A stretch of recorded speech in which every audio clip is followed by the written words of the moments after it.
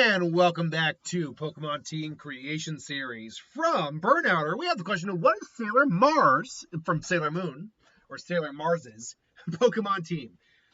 Really quick, though, let's just get something out of the way right now for any of you who've watched any of my Versus content. I am not super well versed in Sailor Moon. I do know some of Sailor Moon. It was on during the Toonami era while I was growing up. But I'm not it's not my favorite show, all that. And if anyone has watched me long enough, you know that I contend in the debate of Goku versus Sailor Moon that Goku wins that fight. But I need to be very clear about something when I say that. Me saying that and having an opinion on that is not people say it's like people need to put respect on her names. Like, you don't know, like, how can you disrespect Sailor Moon like that? I'm not disrespecting Sailor Moon by having a goddamn opinion. Like, this is we live in a time where where people hear you don't agree with that opinion. There's so few people now who just can stop and go, okay, maybe he just doesn't think that way, or maybe he's got his reason for it. It says, like, you don't respect the thing I like. I'm like, that's not it. I don't disrespect Sailor Moon. Okay? It's just, I just have that take on it. That's all. Do I both welcome and fear the day that Death Battle decides to do the Sailor Moon versus Goku video? Let's be honest, because I feel like that's going to be way more controversial in terms of who wins that fight than the Goku Superman video ever was. Especially when you actually look at that that debate. If you actually look at that debate, Goku versus Sailor Moon, it is far more heated than Goku versus Superman is. So, anyway, I digress.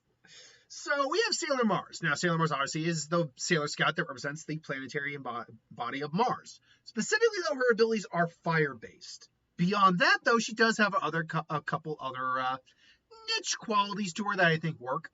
But beyond that, I think her starter, we had to go with that. And with the Sailor Scouts, for a second, I thought along the lines of what I did with the Powerpuff Girls, where each of them had an elemental monkey, which would have made sense for them. But I'm like, that doesn't work here. But what does work is different evolutions. We are up to what? 8 of them now? And the rumors now is we might be up to 10 as a Gen 10. That's a new rumor. So, yeah, I think Flareon works really well here. Not only is it, a fire type Pokemon, an evolution that we can use the other evolutions for the other Sailor Scouts later down the road, but Flare also represents things like Solar Flare. So that works on the cosmic level as well. However, one of the things she's also said to be is, she is said to be very energetic, lively, kind of boy crazy in some ways. So, and wanting a career as like an actor, model, singer. So I thought, why not get a Pokemon that is kind of notorious for singing the tough line, or the puff line, the wiggly jiggly line, if you will. Wigglytuff. Beyond that, we've seen, at least in the animes, that the Wigglytuffs are, that line of Pokemon is very, has a very strong opinion of themselves. They get very upset when you don't respect them. She is also said, though, to have precognitive abilities. Now, there are Pokemon that have that. Particularly, I went with Gothitelle, which is said to be always gazing into, or have one eye on the future, if I'm not mistaken.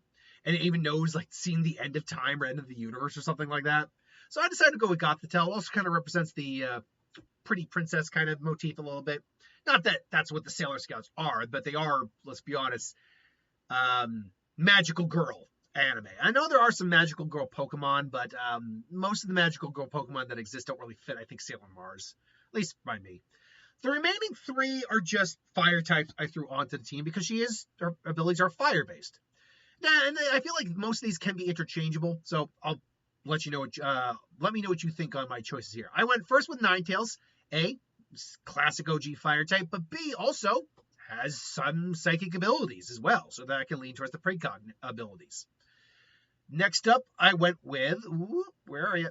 Come on, go away all the way through. There we go. I went with Salazzle. It's a flirtatious Pokemon. It is very much, my God, that is, I don't know if I did Midnight's Pokemon team yet from My Hero, but that is Midnight at the Yin Yang. But it's also a Pokemon that kind of, I think, represents that, not boy crazy, but interest in boys that Sailor Mars has, flirtatious nature.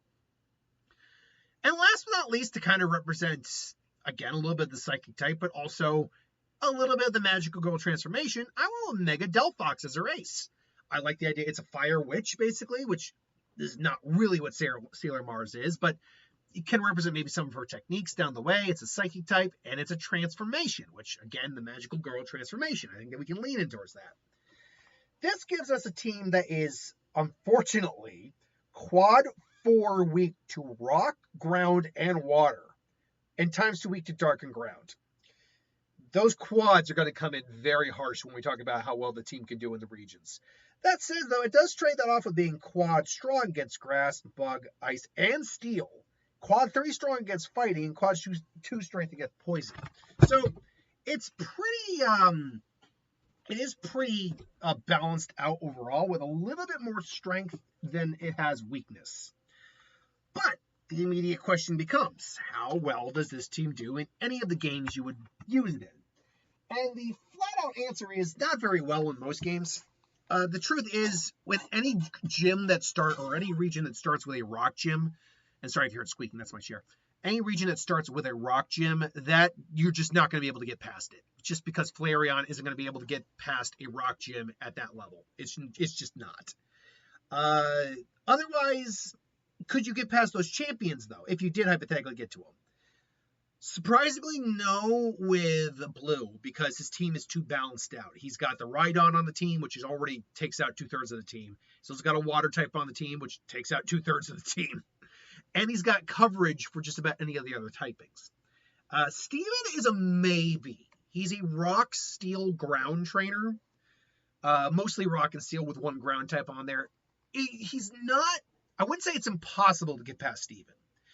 But it wouldn't be as easy as you'd think. You'd get past the Skarmory, no problem, no real problem. Unfortunately, you're not going to be able to one-shot unless that thing has Flamethrower on it, and even then that's no guarantee with Flareon, because it's actually more physical attacker. But that said, it would still either spikes or poison or toxic. Aggron's part rock, so it's actually neutral to fire. And then Claydol's a ground type, which means you don't really have a good answer for him.